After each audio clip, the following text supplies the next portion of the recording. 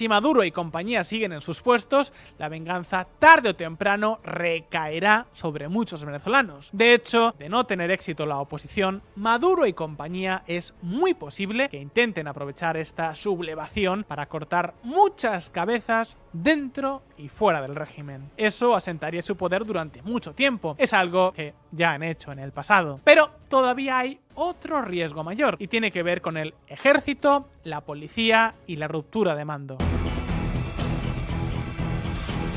Y es que veréis, el chavismo se ha preocupado mucho de que nadie tenga poder suficiente como para hacerle sombra. El ejército venezolano, por ejemplo, tiene más generales que el de Estados Unidos. ¿Por qué? Pues porque así han fragmentado muchísimo el mando. Por debajo de la cúpula chavista nadie tiene mando suficiente como para ser una amenaza. En otras palabras, que si de repente el ejército se amotinara contra el gobierno, quizás solo fuese una parte, lo que podría llegar a provocar un enfrentamiento directo entre unidades militares. Llegado el caso, incluso una guerra civil. A ver, no digo que sea probable, pero este es uno de los mecanismos puestos en marcha por el chavismo para protegerse. No olvidéis que Hugo Chávez Frías era militar y conocía muy bien cómo mantener controlados a los uniformados. ¿Cómo? Comprándoles, metiéndoles en negocios turbios, pero también atomizando la estructura de mando.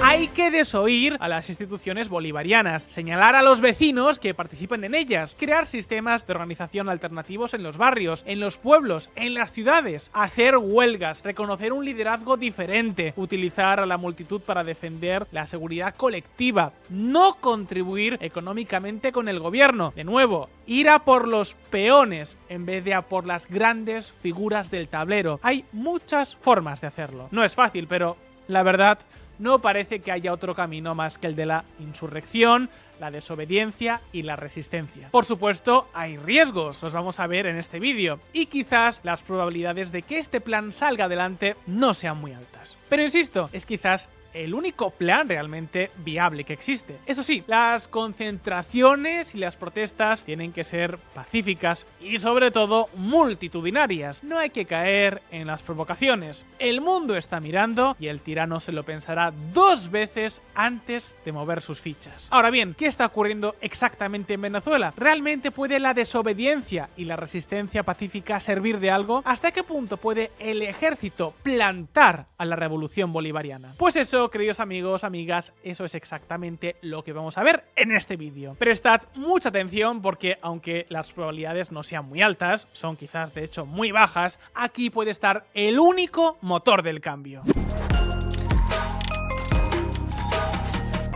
Los venezolanos se han echado masivamente a las calles. Están protestando, gritando, enfrentándose a los colectivos de Maduro e incluso derribando estatuas del gran arquitecto de todo este pérfido sistema. Estoy por supuesto hablando de Hugo Rafael Chávez Frías. Amigos, no hablamos de casos puntuales. Las protestas se están sucediendo a lo largo y ancho de todo el país. Incluso se están cortando carreteras y autopistas. Los barrios populares de Venezuela se alzan contra Nicolás Maduro en una manifestación espontánea tras el fraude. Y eso está pasando incluso en bastiones chavistas como Petare, considerada como una de las barriadas más peligrosas de toda América Latina. El problema es que esto no es la primera vez que ocurra, ¿verdad, Enrique? Así es, Alberto. Por ejemplo, estas imágenes corresponden a las protestas de 2017. Aquel año, entre los meses de abril y julio, este país fue el escenario de numerosas manifestaciones masivas. En aquel momento, los venezolanos protestaban enérgicamente contra otro golpe institucional perpetrado también por el chavismo. El mundo mira y ahora los venezolanos pueden captar su atención. Y no solo eso, aunque en las primeras 24 horas posteriores a los comicios la represión chavista ya se ha cobrado numerosas vidas, todavía están con el freno echado. Entre otras cosas porque, como os digo, el mundo está mirando y por eso esta es probablemente la mejor y quizás la única oportunidad. Porque amigos, ya está bien, basta ya de engañarnos. Con Maduro, las urnas no sirven de nada. No hay ningún acuerdo internacional en el que podamos confiar y la posibilidad de una intervención extranjera, siento decirlo, pero se antoja remota. Si Venezuela ha votado es porque Maduro ha querido que lo haga. Por eso ha llegado la hora de cambiar completamente el chip. Los venezolanos podéis echaros a las calles, paralizar las ciudades y los pueblos e implorarle al ejército y a los cuerpos de seguridad que desobedezcan al tirano. Si los peones del régimen empiezan a ver que su posición corre riesgo, ahí es cuando el rey empezará realmente a estar en peligro. Podéis pedir auxilio internacional para que el mundo haga algo más que lamentarse al compás de los terribles vídeos que nos llegan desde este hermoso país secuestrado por criminales de toda índole. Y ojo, no solo basta con protestar, también hay que organizarse y plantear un modo de resistencia completamente diferente a partir de este punto. Gran riesgo, que Maduro y compañía consigan doblegar con mano de hierro otra vez a los venezolanos y que por el camino se lleven muchas vidas, que por cierto, desgraciadamente es lo que ya está pasando. Al menos 7 muertos en Venezuela por la represión chavista en una jornada de protestas que destruyó 6 estatuas de Hugo Chávez. Los paramilitares dispararon, golpearon y amedrentaron antes de herir también a varios jóvenes. Y ojo que la cifra real parece que se sitúa en torno a 15 víctimas mortales en prácticamente las primeras 24 horas. Además, el fiscal general de Venezuela, Tarek William Saab, por supuesto, otro agente del chavismo, ha abierto diligencias contra María Corina Machado por un presunto acto de hackeo la noche electoral. Según la información que este Ministerio Público ha recabado, el ataque habría sido realizado desde Macedonia del Norte y habría tenido la intención de manipular los datos que se estaban recibiendo en el CNE. Y obviamente está involucrada la señora María Corina Machado. Y como os podéis imaginar, también están tomando nota del nombre de muchos de los manifestantes que se han echado a las calles. Es decir, que además de golpear y reprimir en las calles, el régimen también está amenazando con lo que pase el día después si ellos siguen en sus puestos y el plan no funciona. El objetivo, claro está, es generar el suficiente miedo como para desmovilizar a los venezolanos. En 1905, los finlandeses consiguieron una relativa independencia de la Rusia zarista después de llevar a cabo una masiva y larga huelga general y acciones no violentas y de no colaboración. En 1940, la campaña de Gandhi utilizó esta estrategia contra el Imperio Británico para lograr la independencia de la India y de Pakistán. En 1955, el reverendo Martin Luther King puso en marcha en Estados Unidos la campaña contra el segregacionismo racial. Recurrió a boicots, protestas, sentadas, marchas, huelgas y funcionó. En 1974, el ejército y pueblo portugués se alzaron pacíficamente contra la dictadura de Salazar en la conocida como Revolución de los Claveles. En 1980, Lech Wałęsa, junto con el sindicato Solidaridad, pusieron en marcha en Polonia una estrategia de protestas, desobediencia civil, huelgas y rebelión cívica que terminó haciendo caer al comunismo. A principios de los años 90, las repúblicas bálticas consiguieron su independencia también mediante estos métodos. Y amigos, podemos encontrar muchísimos más ejemplos, pero volvamos a Venezuela. Durante meses ha tenido tiempo para prepararse y por eso no nos podemos engañar. Que el fraude derivase en grandes protestas públicas era algo bastante predecible. Básicamente es lo que ha ocurrido siempre hasta ahora. Y precisamente por eso hay que dejar de seguir de una vez por todas el plan del gobierno bolivariano. Para golpear al régimen hay que protestar, sí, pero sobre todo hay que movilizarse, establecer un orden social diferente, reconocer la autoridad de la oposición, organizar asambleas populares, señalar al chavismo en la calle y desobedecer a este, con perdón, maldito gobierno. Y junto a todo esto hay que intentar granjearse también el apoyo de policías y militares. Hay que conseguir que de una vez por todas dejen de mirar para otro lado o, lo que es peor, colaborar abiertamente para mantener en pie a este abyecto régimen. Por cierto, en esta línea la llamada hecha por María Corina Machado pidiendo a las familias que salgan a la calle para crear un auténtico movimiento cívico ahora sí que parecen bastante acertadas. Pues amigos, la respuesta está básicamente en los planes sociales y el dinero que reparte el gobierno. Y es que Venezuela se ha convertido fundamentalmente en un paupérrimo exportador de materias primas y sustancias ilegales. El petróleo, el oro y el narcotráfico son sus principales exportaciones al resto del mundo. Y amigos, todos estos negocios son controlados básicamente por el gobierno y sus acólitos. ¿Y para qué utilizan el dinero que obtienen de todas estas actividades? Pues básicamente para tres cosas: para enriquecerse, para financiar a sus cuerpos represivos y para comprar voluntades. Todavía una parte muy importante de la sociedad venezolana vive de la revolución, y eso sigue siendo una cantera enorme de recursos humanos. Vamos, Enrique, los estómagos agradecidos de toda la vida. Si algo nos dice la historia es que cuando los tiranos pierden el control, su régimen tiende a disolverse como un azucarillo. Es algo que pasó incluso en la mismísima Unión Soviética. No es fácil que lo pierdan, pero cuando lo hacen, todo se viene abajo mucho más rápido de lo que se podría pensar. Es cierto, eso sí, que en Venezuela hay otro problema añadido. En este caso, no hablamos de un gobierno normal, sino de un gobierno criminal ligado al narcotráfico, al contrabando y mil y un crímenes más. Es decir, hablamos de auténticos grupos organizados como el famoso Cártel de los Soles, que opera dentro del propio ejército. Pero no nos despidamos así.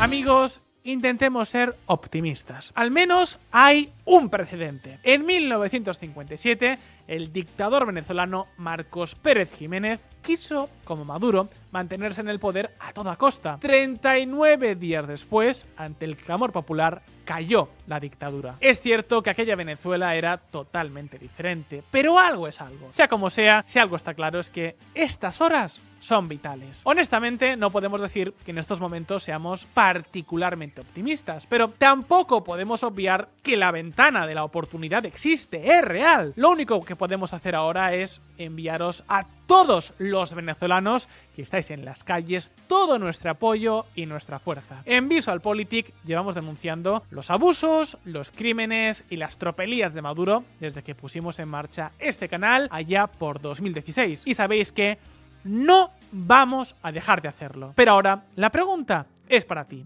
¿Qué crees que pasará en Venezuela? ¿Qué harías para hacer caer al tirano? Déjanos tus impresiones en los comentarios y abramos debate. Muchas gracias por estar ahí. Un saludo y hasta la próxima. En estas imágenes estamos viendo de forma cruda y nítida la reacción de un pueblo que está completamente harto del tirano. Las elecciones en Venezuela han sido todo un fraude. Primero, porque fueron un auténtico pucherazo, un robo a mano armada. Y segundo, por las enormes y exageradas expectativas que se habían creado en torno a estos comicios. Así es, Alberto. Por ejemplo, estas imágenes corresponden a las protestas de 2017. Aquel año, entre los meses de abril y julio, este país fue el escenario de numerosas manifestaciones masivas. En aquel momento, los venezolanos protestaban enérgicamente contra otro golpe institucional perpetrado también por el chavismo. En ese caso, fue la decisión del Tribunal Supremo de arrebatarle sus funciones a una Asamblea Nacional que estaba controlada por la oposición. Un auténtico golpe de Estado. Y es que, como Maduro y compañía habían perdido pese a todas las tretas las elecciones legislativas, decidieron ni más ni menos que montarse otro parlamento nuevo y dejar sin funciones al anterior. Insisto, un golpe de Estado en toda regla. Los venezolanos se echaron a las calles. Al final la represión del régimen dejó por el camino a decenas de muertos y miles de heridos y detenidos. No cambió nada. Más tarde, a comienzos de 2019, después de que Nicolás Maduro asumiera un segundo mandato considerado por la mayoría como ilegítimo, el presidente de la Asamblea Nacional, Juan Guaidó, se autoproclamó presidente interino de Venezuela. Lo hizo con el respaldo de numerosos países, incluyendo Estados Unidos. Este movimiento también desencadenó muchas protestas en contra del gobierno de Maduro. Y al igual que ya ocurrió en 2017, las manifestaciones también fueron reprimidas por el gobierno con violencia, amenazas y detenciones. Tampoco cambió nada. En 2020 y 2021, la mala situación económica volvió a provocar que los venezolanos se echaran a las calles. Tampoco funcionó de nada. Estos, Alberto, son tan solo algunos de los casos que han hecho que a lo largo de los años las calles de Venezuela hayan estallado. Y ahora ha vuelto a ocurrir exactamente lo mismo. Y sabéis que ya lo está haciendo. El escudo bolivariano. No nos engañemos, estas protestas eran algo previsible, no han pillado al chavismo por sorpresa. El ministro de Defensa, Vladimir Padrino, nos lo dejó muy claro el día de las elecciones. No queremos que incautos por allí comiencen a hacer el papel de tontos útiles para perturbar la paz de este país. Pero nosotros, repito, vamos a garantizar la paz en la República Bolivariana de Venezuela. Por supuesto, ya os podéis imaginar qué significa eso de garantizar la paz. Porrazos, tiros y gases lacrimógenos por todas partes. El chavismo sabía que inflar el globo electoral y pincharlo de repente iba a provocar exactamente esta situación. Primero fue el shock y la negación. Las actas nos dan la razón. Seguridad jurídica en una dictadura, como si importara algo. Ahora estamos en plena fase de rabia y de ira. Era una fuerza que tenía que escapar por algún lado. Ahora hay que evitar lo que ha ocurrido otras veces y lo que Maduro y compañía quieren que pase también esta vez. Que de la rabia se pase a la depresión y finalmente a la aceptación. Sea como sea, poco a poco, el gobierno bolivariano ha comenzado a hacer lo que mejor sabe hacer: reprimir los gritos de libertad. Estas que hemos visto pueden ser las directrices para establecer una hoja de ruta potencialmente efectiva a partir de ahora. En esta misma línea, que un montón de gobiernos de toda América Latina estén rompiendo completamente relaciones con la República Bolivariana es una buenísima noticia. Cuanto más solos estén, mejor que mejor. Pero seamos honestos, no hablamos de una estrategia exenta de riesgos, más bien todo lo contrario. El narcorrégimen defenderá con uñas y dientes su poder. Junto a todo esto hay que intentar granjearse también el apoyo de policías y militares. Hay que conseguir que de una vez por todas dejen de mirar para otro lado o, lo que es peor, colaborar abiertamente para mantener en pie a este abyecto régimen. Por cierto, en esta línea, la llamada hecha por María Corina Machado pidiendo a las familias que salgan a la calle para crear un auténtico movimiento cívico, ahora sí que parecen bastante acertadas. Gracias, Enrique. En otras palabras, que como veis, las protestas en Venezuela no son algo precisamente nuevo. Así que para que esta vez las cosas funcionen, hay que ir un paso más allá. Hay que arrebatarles de cuajo el poder en la calle a los Maduros, los Cabello, los Rodríguez y compañía. Hay que conseguir que esta vez el resultado de las protestas sea muy diferente. Por supuesto, la dictadura se comportó tal y como podemos esperar que se comporte una dictadura. Pasó olímpicamente de los votos, de las urnas y del clamor popular. De esta forma, el Consejo Nacional Electoral de Venezuela proclamó como vencedor a Nicolás Maduro Moros, pese a tener, según las actas que se han conocido y los sondeos electorales, apenas el 30% de los votos. En nuestro último vídeo, aquí en VisualPolitik, os contamos por qué fue el propio gobierno bolivariano quien quiso organizar estas elecciones. Os contamos qué están persiguiendo y qué objetivos tienen. Lo que, amigos, puede ser la peor noticia del mundo. Ellos diseñaron un plan, lo ejecutaron y se salieron con la suya. Ahora bien, un momento. ¿Quiere decir que todo está perdido? Pues no, todavía hay una oportunidad. Ahora que ya creo que a todos nos ha quedado muy claro que es la calle y no los votos lo que puede traer la libertad a Venezuela, hay una ventana de oportunidad: la insurrección, la desobediencia civil y la resistencia pacífica.